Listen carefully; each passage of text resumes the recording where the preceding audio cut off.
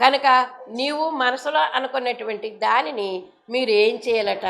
సనుగు కొనకయు బలవంతముగా కాకయు ప్రతివాడిని తన హృదయంలో నిశ్చయించుకున్న ప్రకారం ఇవ్వవలను. తర్వాత దేవుడు ఉత్సాహంగా ఇచ్చేవారిని ప్రేమించును. దేవుడు ఉత్సాహంగా ఇచ్చేవారిని ప్రేమించును.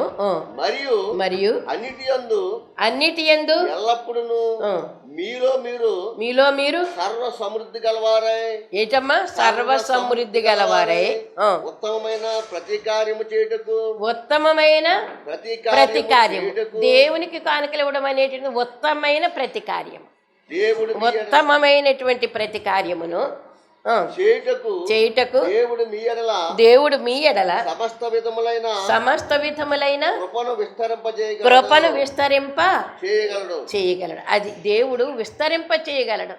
నువ్వు మనస్ఫూర్తిగా దేవునికి కానుకలు ఇచ్చుకో, అప్పుడు దేవుడు నీకు విస్తారముగా ఇవ్వడానికి దేవుడు సమకట్టుకుంటాడు. అది మనకి తెలియక ఏం చేస్తామంటే మూలుక్కుంటామంటే ఇచ్చేటప్పుడు, దేవుడికి ఇచ్చేటప్పుడు మూలుక్కోకుండా స్వేచ్ఛాపూర్వకంగా ఎప్పుడైతే మనము దేవునికి చెల్లించాలనుకుని కడుపులో ఎప్పుడైతే అనుకుంటామో అది ఇష్టపడేటటువంటి కానుక, మనస్ఫూర్తిగా వేసేటటువంటి కానుక.